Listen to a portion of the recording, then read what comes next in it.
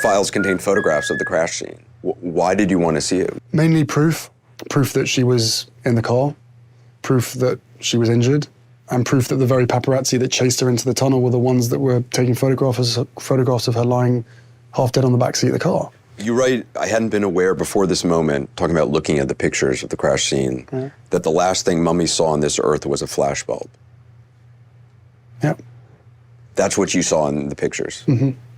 Well, the pictures showed the reflection of a group of photographers taking photographs through the window, and the reflection of the window was them. All right, Chase, what do you got?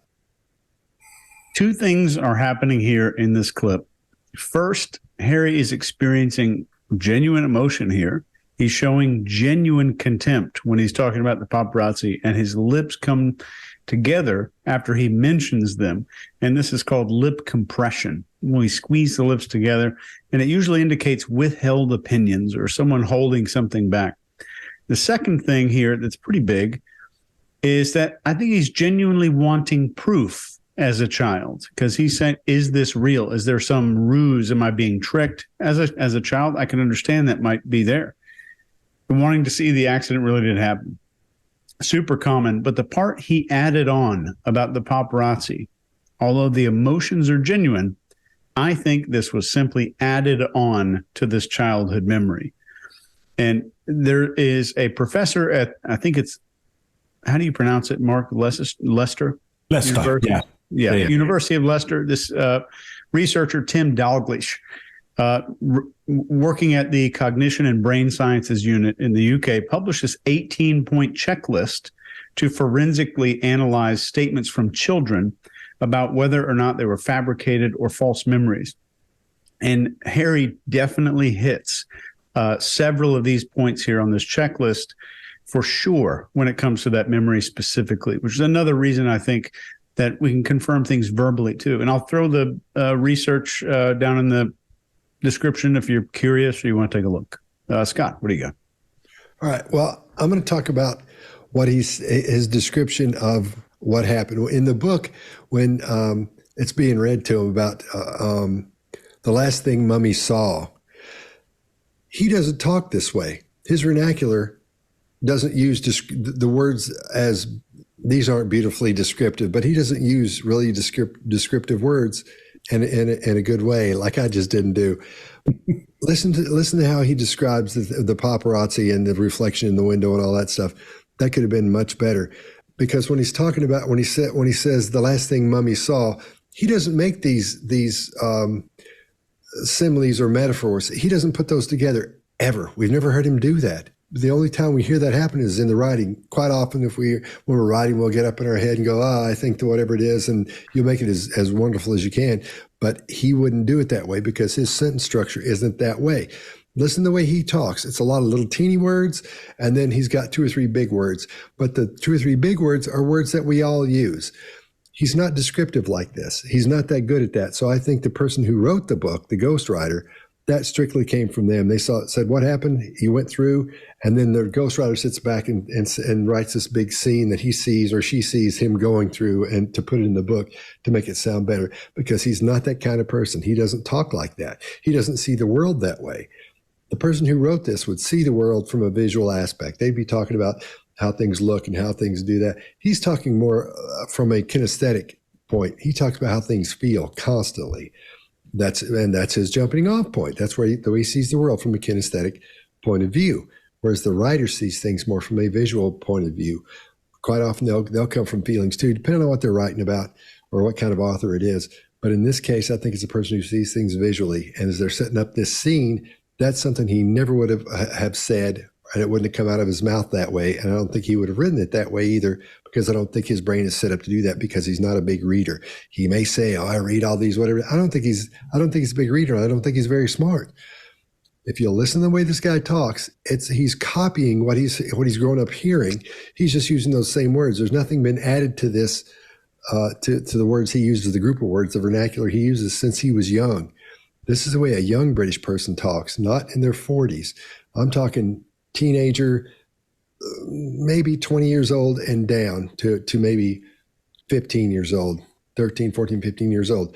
that's the way he speaks. And I think it goes back to maybe because that's when he had his problem when he was 11, I think is when his mom got killed. Maybe that sort of put him in a state of arrest.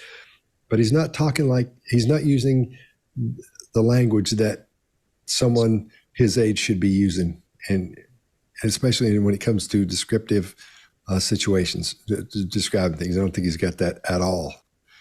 Greg, what do you got? Yeah, Chase, everything you brought up, regardless of whether the memory is real or not, it is real to him now, I think, regardless of how it was manufactured. And denial is the first thing that happens in loss. Any one of us who's lost someone close to us, first thing we do is deny it, and we try to figure out how it could possibly be not true. She was a person of means, and he talks about that. She could have disappeared. He didn't believe it. I think we also always point out that every time you open a memory, you edit it. And that can become more and more profound, especially as your hatred becomes more and more profound because your mother died. Now you saw these pictures. Now they talk about her. And we'll hear later you sit around the breakfast table and talk about all that crap. Then that gets stronger and stronger. And if you want to see real full-blown contempt, you'll rarely see it more than here.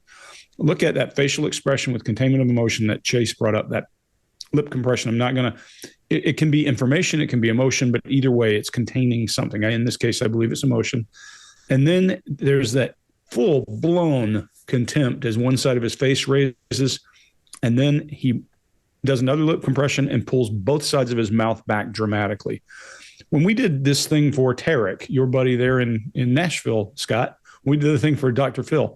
I remember looking at him and going, all I see is deception, deception, deception, and making that disdain face. That's the most condemning face you can send to someone, and they can see it. I think what we're seeing here is that part of him, that second fracture, the fracture that here's what happened to my mother, and everybody knows it happened because it was out in pictures that everybody could look at. Mark, what do you got? Yeah. So there we go. 5 for 5, more contempt, more disdain. Amazing to see. I just noticed this as we played that replay back. I didn't notice it the first time, but there is a single shoulder shrug on paparazzi that chased her. Single shoulder shrug.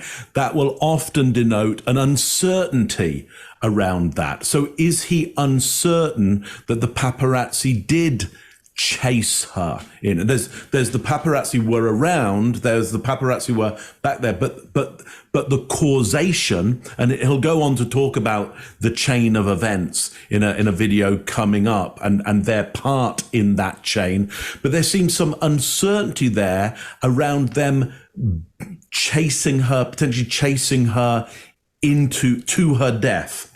Interesting. By the way, a double shoulder shrug, which we may see, I think we maybe see him do a bit later. That will often denote well, that's the way it is. You know, that's just, there's quite a nice little, not an emoji that you can get. That's kind of like this, like, hey, that's the way it is. Very different from the single shoulder shrug. Okay, here's what excites me most about this. He talks about the reflections in the windows. So he talks about this idea that he knew the paparazzi were there eventually because the photographs they take are of themselves taking photographs of his dying mother. So now, at this point, he's inviting the media to inspect his inspection of the media intrusion. And so I'm only telling you this because it just delights me. What a self-reflective hall of mirrors this is. It's like that scene in Enter the Dragon when there's all these kind of revolving mirrors going around and you can't tell anymore what's real, where the real adversary is and where the reflection of the adversary is. And only a superhero like Bruce Lee can actually, work it out at the last moment. But a fantastic hall of mirrors. Of course, the idea of the story of the hall of mirrors is if I could go back and do it all again, what would I do? That's Ebenezer Scrooge. That's Groundhog Day. It's often called the Hall of Mirrors narrative. If I could go back in time and do it all again, how would I change history? So again, speaks to me about his central narrative of his life at the moment seems to be, how do I repeat what happened to my mother and make it right? How do I challenge that death? That'll come back in a few videos' time as well, but that's all I got on that one.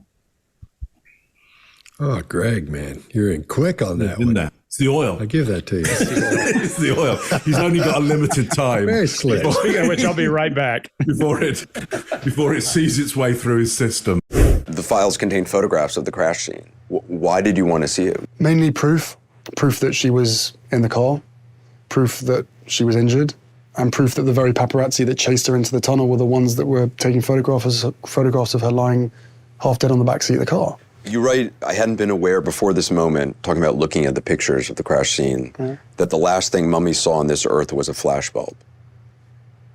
Yep. That's what you saw in the pictures.